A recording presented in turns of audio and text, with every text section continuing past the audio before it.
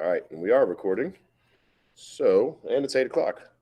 Let's get this party started, so to speak. All right, announcements. You guys online can see it. You guys on here, it hasn't popped up yet, but it's coming. Anyway, let me get this going before I start here. Come on. We're getting there.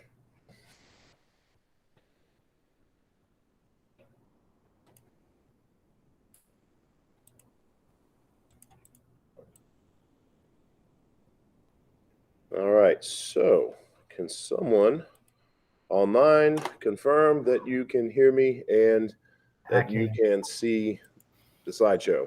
Yes. Yes. Well, hope that works. No one confirmed it, but I guess if it doesn't work, it's nothing I can Yes, do about we see it. it. Okay, awesome.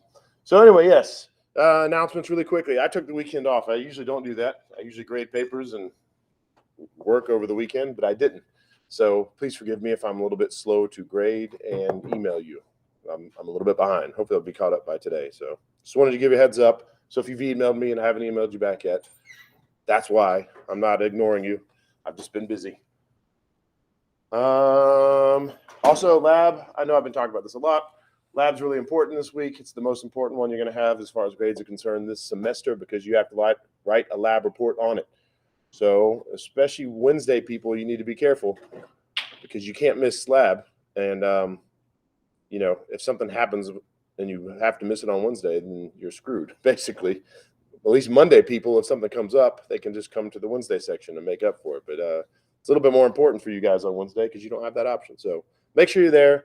Make sure you see me if you need help. It's a very important lab. I'll be there to help you. Any questions about lab?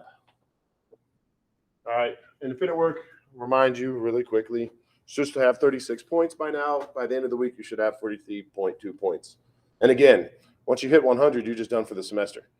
And I know one person's getting there. So, and also I'll remind you, if you have ideas for independent work that I haven't given you, ask me, run it by me. Say, hey, could this count as independent work? Then I might say yes. Who knows? Any questions about independent work? All right. Nice and easy.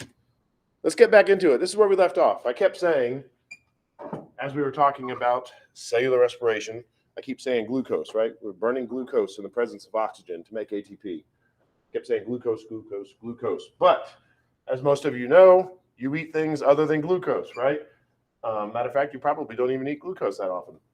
So there are other ways of making ATP via cellular respiration. It's not all glucose, and that's what this little picture here shows you.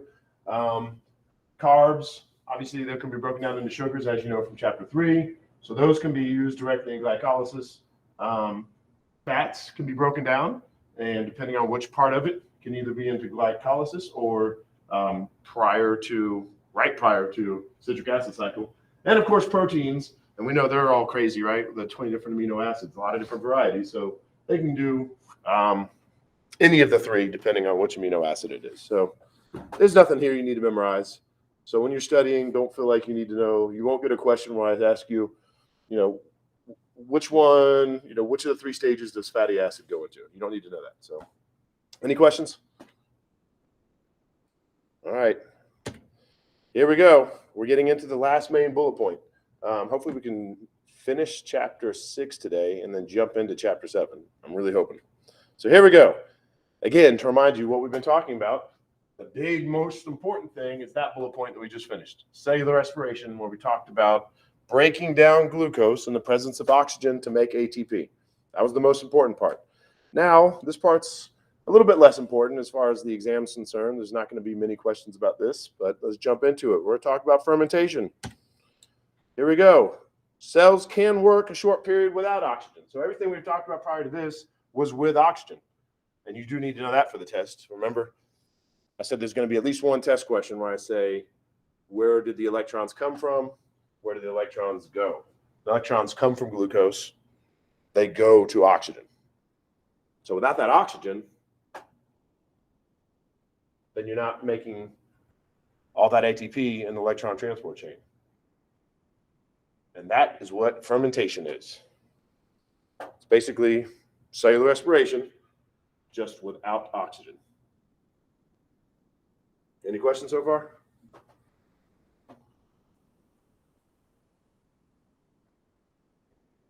All right, I'll move forward then if there's no questions. There's basically two types of fermentation, and you're going to need to know the difference between them for the exam. There's this first one, which is fermentation in human muscle cells, and then the second one, which is fermentation in microorganisms. And you should be probably familiar with both of them. Your book points out that after you've been functioning anaerobically for about 15 seconds, that your muscle cells generate ATP strictly by fermentation. Because again, without that oxygen, you can't do the electron transport chain. So because of that, fermentation only does glycolysis. So you need to know that for the exam. Which of the three stages, just remember this is going to be a lot of questions like that, which of the three stages is only used in fermentation? The answer is glycolysis. And again, it's because glycolysis itself does not require oxygen. Right? All you're doing is breaking down that glucose to make pyruvate. And remember, like I told you when we talked about glycolysis, it does indeed produce a little bit of ATP. And yes, it does specifically produce 2 ATP, but that is a number that you do not need to know for the exam. Remember, you just need to know that glycolysis produces a little bit of ATP. So any questions about this slide? Pretty simple, right? Another thing you don't need to know for the exam is this number right here, the 15 seconds. You don't need to know that. Just know that after not too long, your muscle cells need to use fermentation to make ATP. So no questions? All right, pretty simple. For this to happen, we need NAD+. And hopefully you remember that from the prior discussions we've had. And hopefully you recognize that as the thing that just moves around electrons. So we still need that. We're in cellular respiration, when there is oxygen, that's not a problem. Because those electron carriers just they strip away those high energy electrons, they bring them over the electron transport chain, they dump them off, right? And then it's ready to go again. But in this situation, when you don't have oxygen, got nowhere to put those electrons.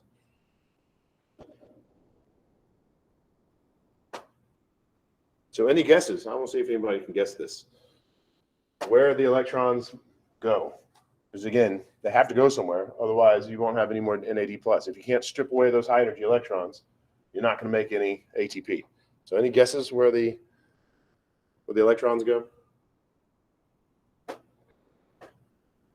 No guesses at all? If you get it right, I'll give you extra credit.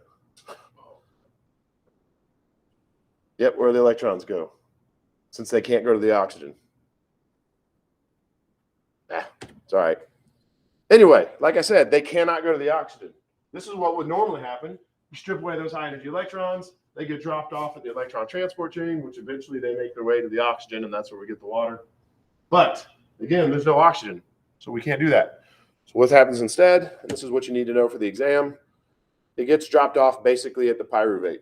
So remember, the whole purpose of, not the purpose, what happens in glycolysis is you take the glucose and you break it down, right? You break it in half and you get 2 molecules of pyruvate. So in this case, it's the pyruvate that gets the electrons. And you will need to know that for the exam.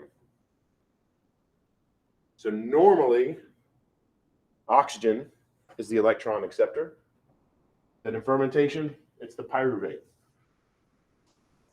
And another thing you need to know for the exam, when the pyruvate gets those electrons,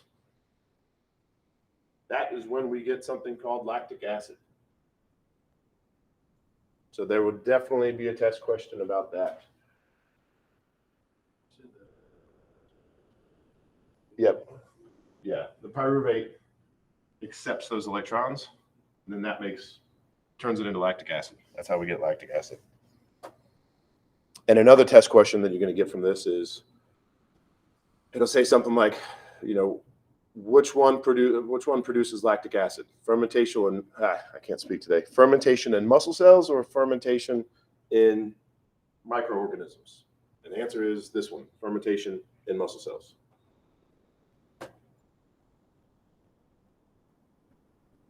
And your book also gives some additional information that I'm not going to ask you about. The lactic acid is transported to the liver, where it then converts it back to pyruvate. And the cycle continues. Any questions? All right, let's move forward. Well, here's a picture of everything we're talking about. And why do you think this person's holding their leg? Based on what we're talking about. And you can tell that person's looks to be like a runner. Any guesses why they're holding their leg? Tighten up, yep. More, yeah.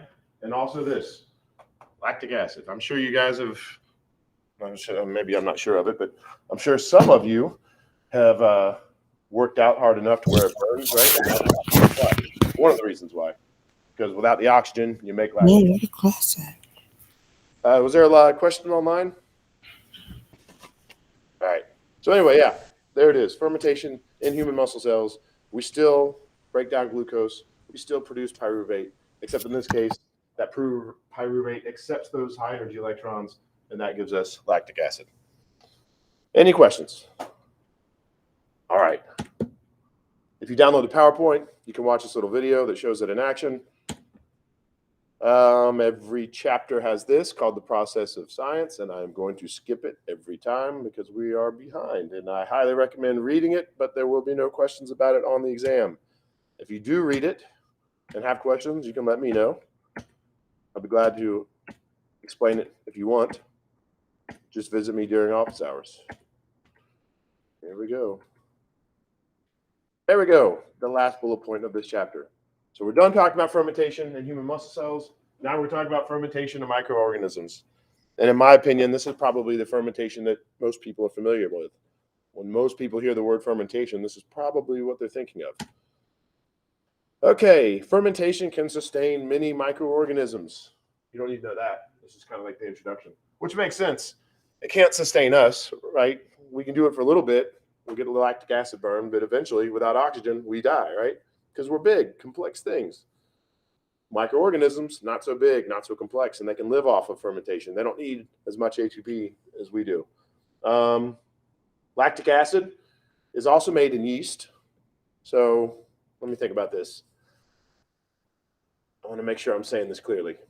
For the exam, you need to know that fermentation in microorganisms, well, I'll get that. I'll get to that later. Never mind. I'll come back to that. Anyway, let's talk about lactic acid from yeast. Yeast is a microorganism. It's a eukaryote, so it's a little bit more complex than bacteria, but it is a single-celled organism. And that's where we get this stuff: cheese, sour cream, yogurt, soy sauce, pickles, cabbage. Well, not just raw cabbage, obviously. Olives, sausage, meat products. That's all from lactic acid from yeast. But I'm not going to ask you any of that. So really, nothing on this slide is very important as far as the exam is concerned. Any questions about this slide? All right. We'll talk about some other stuff that yeast does. It is capable of cellular respiration and fermentation because, again, like I said, this is a eukaryote. Even though it's a single-celled organism, it's a eukaryote. And to remind you, that means it's the more complicated form of life like we are. It has organelles, including a mitochondria. So because of that, it is capable of doing regular cellular respiration. However, if you starve it of oxygen, then it will do fermentation, and that's where we get alcohol. And that will be a test question. Which of the two types of fermentation gives us alcohol or ethanol or ethyl alcohol? It's all the same thing. And the answer is fermentation and microorganisms. Yes, technically it's yeast. This isn't a brewing class, so I'm not going to ask you about that. And this one produces carbon dioxide, which is why you get the bubbles in the beer. It's also why bread rises when you bake it. So yes, those are things you need to know. Microorganisms make ethyl alcohol and carbon dioxide. Any questions about that? Pretty simple stuff here. And there's a picture of everything. It should look familiar. Still very similar. We're still breaking down glucose. Still stripping away high energy electrons. Those electrons still have to go somewhere. They're still going to the pyruvate. In this case, we're making ethyl alcohol. And yes, carbon dioxide. And yes, you do need to know that for the exam. So carbon dioxide, ethyl alcohol, made by microorganisms when they do fermentation. So any questions about that? All right. And again, every chapter ends with this, the evolution connection, and I'm going to skip that too. So that is it for chapter 6. Let's jump into chapter 7. And while I'm doing that, does anybody have any questions? Yeah, I have a question. I thought we had one. I do. Oh, yes, question. Would there be like chapter study guides again? Sorry, what was it? Would there be like chapter study guides again for the chapters we did? Oh, yes, great question. The study guide for chapters 6 and 7 is combined, and it's not like the normal study guides you do because that portion of the exam is going to be a little bit different. I'll share it with you guys today. So when I post the video for today's lecture, I'll also share that study guide. Good question. Any other questions? I'm going to stop recording and then start again.